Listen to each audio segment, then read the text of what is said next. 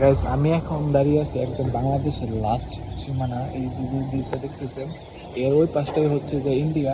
দেখুন ওইখানে যে মানুষ ইন্ডিয়াতে প্রবেশ করতেছে, যাদের মানে পাসপোর্ট আছে এবং ভিসা আছে, তারা কিন্তু এই জায়গা থেকে ইমিগ্রেশন কমপ্লিট করে তারপরে কিন্তু ইন্ডিয়াতে প্রবেশ করতেছে। এই গেটের ওই পাশটাই হচ্ছে মানে ইন্ডিয়া। এই যে এই জায়গা দিয়ে হচ্ছে যারা পাসপোর্ট আছে ভিসা আছে তারা কিন্তু ওই যে এখান থেকে ইমিগ্রেশন শেষ করে তারপরে হচ্ছে যে ওই পাশটাই হচ্ছে ইন্ডিয়া। দেখতেছেন যে ওই যে ইন্ডিয়ার যে একটা মূর্তি দেখা যাচ্ছে, তারপরে ওদের যে পতাকা, এই পাশটাই হচ্ছে বাংলাদেশ, ওই পাশটাই হচ্ছে ইন্ডিয়ার বর্ডার। ইন্ডিয়ার পতাকা এখানে দেখতেছেন একসাথে বাংলাদেশ এবং ইন্ডিয়ার পতাকা রাখা হয়েছে। আর ওই পাশটা ইন্ডিয়ার কোন অঞ্চল সেটা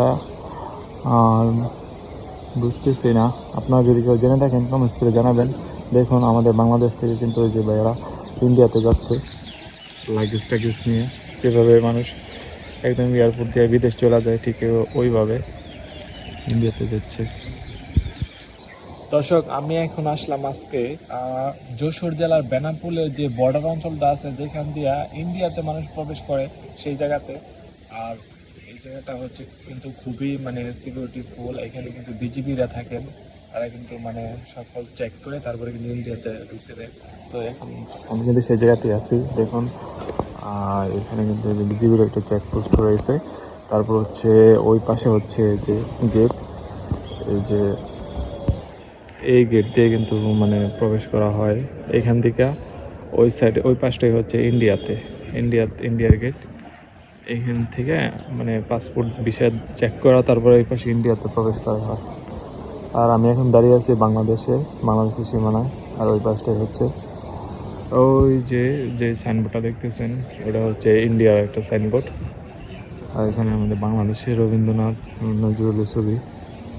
এই পাশটা হচ্ছে বাংলাদেশ। আপনারা যারা যশোর বেনাপোল দিয়ে ইন্ডিয়াতে যেতে চান তারা কিন্তু প্রথমে চলে আসবেন যশোর বেনাপোলের একদম যে বর্ডার অঞ্চল আছে, এখানে বর্ডার সাইড। এখানে আসার পর হচ্ছে যে এখানে যে আন্তর্জাতিক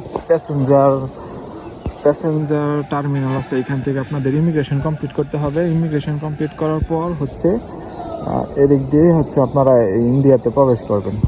এই জায়গাতে কিন্তু একটা বিশাল বড় পুরানো একটা কড়ই গাছ, যেটা অনেক বছরের পুরানো দেখে মনে হচ্ছে।